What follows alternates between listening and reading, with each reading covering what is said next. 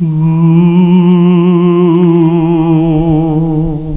I'm Carl Harlemogel. With me here is Professor Jim Nehus. Hi, Jim. Hello, how are you doing, Carl? I'm doing great. How about you? So, All right. we're going to be talking about a squash that you bred. Yep. And a really interesting one, a ghostly white butternut squash. I remember you told this story at the beginning when I was taking your plant breeding 501 class.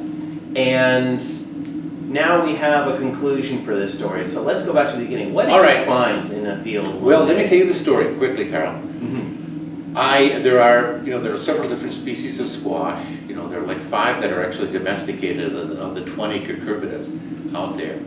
And there are white rind squash in Cucurbita pepo, Mm-hmm. right? And they're given cute little names for Halloween, or they're called Baby Boo, and white something or other. And I was at a bean meeting about 10 years ago. The bean people get together every year, every 2 years. And they held the bean meeting in Puerto Rico. Mm-hmm. And in Puerto Rico, they grow a squash. They grow Cucurbita moschata. Mm-hmm. The reason they grow it there because that's of the species, that's the one that's best adapted to the lowland tropics. And so they have a breeder there, a squash breeder. Mm-hmm. So heavens, I was going to pass up that opportunity. And so I went to visit her, Linda Beaver, and we're walking through her field, and she has, it's cross-pollinated crop. It's like corn, it's like your friend, corn. And I thought, this is so interesting, and we're out in the field, and all of a sudden, the first thing I noticed is I noticed a bright yellow squash. Mm-hmm. And I said to the breeder, Linda Beaver, I said, oh my gosh, I said, I've never seen anything quite that color in this particular species. Moschata tends to be mottled, sort of mottled color, so it doesn't really have those clear, distinct, like oranges and yellows, right, that sort of thing. And she said, oh, well, that's a wonderful squash. She said, here, I'll tell you what, I'll give you some seed and you can cross it. And I said, oh, that's great. So my particular favorite variety of the butternut is the butternut squash, right? Of the Cucurbita moschata is the butternut squash. Yeah. And butternut squash usually has a rind. This is not a butternut squash. Yeah. But if I could get a butternut squash like that, I could retire. Yeah. Right. But butternut squash has this sort of brown, sort of dull, Yeah. right, rind color, which I find kind of Orange, unattractive. little pinkish. And I thought, if I could make that bright yellow Mm-hmm. to contrast with almost the orange of your shirt, Mm-hmm. I thought, wouldn't that be pretty, Mm-hmm. right? It has no agronomic or consumer value other than being slightly prettier. But Okay. let's not devalue that, because if the food looks interesting, it catches your attention, and you really want produce to catch people's attention rather than bags of chips and sodas. Exactly, and hopefully a white rind squash is better. Now here's what happens. Yeah. I make this cross. I grow out the F1, then I grow out a large F2 population, and large is not. You got to remember that the plants themselves are fairly large. Mm-hmm. When we're dealing with population genetics in squash, you have to show restraint. Mm-hmm. Because each plant occupies, an area of this room. Yeah. You grow 100. Just imagine growing a squash plant in your garden and then growing 100 of those. How much space that takes? Right, and it would take, You gotta manage to grow it. out a large population would require 2 acres. And since my funding for this particular project was absolutely zero, I couldn't afford to have people out there hoeing. Anyway, I grew a kind of a small F2 population. I think we grew about actually 30 plants. Sorry to say, this is really sad for you to hear that. An F2 of only 30 population. And one of the squash, they weren't yellow. They segregated for everything. If you want to feel like you are Claude Monet and just love every possible variation in color, grow out a squash F2. All kinds It of will different segregate combinations. every different possible combination. One of them segregates out white. And I'm out there with the graduate student, right? One of my one of my graduate students, and I said, wow, I said, that looks really cool, we're gonna keep that, right?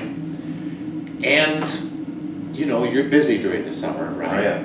And he forgot to harvest it. Oh. And so he came to my office, you know, totally dejected, and he said, Jim, I gotta tell you a secret. You know, I'm really embarrassed to tell you that I forgot, you know, to self-pollinate and harvest seed from that squash. He said it's probably lost forever because only 1 out of 30 fruit, right, out of 30 plants actually produced a white fruit. So I said, Calvin, remember your hardy Weinberg. I said, now, let's assume that let's assume that the population was 25, and we had 1 plant out of 25 that had, let's assume that it's a single recessive gene that's resulting in white rind color, which actually later was proven to be correct, right?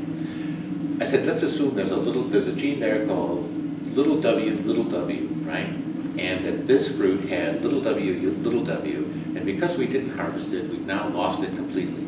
I said, however, if 1 out of 25 has that, that's the frequency of p squared for this particular 2 gene. alleles in one individual, Right. and you can find it in other individuals. In the So I population. said to him, if p squared is 0.4, the square root of 0.4 is 0.2. I said, so the gene frequency is 0.2. In addition, I said, where do most rare alleles exist in Hardy-Weinberg in populations in Hardy-Weinberg equilibrium? Heterozygotes. Heterozygous form. So what would be the heterozygotes would be 2pq, right? Q squared plus 2pq plus b squared, right? So I said, actually, that gene is in, let's see, 0.2 times 0.816 times 2, almost a third of the population. Yeah. I said, is carrying the allele. Now I remember when you first told Yeah. this story in class. You know, Did I change it? No, exactly. So I remember when you first told the story in class.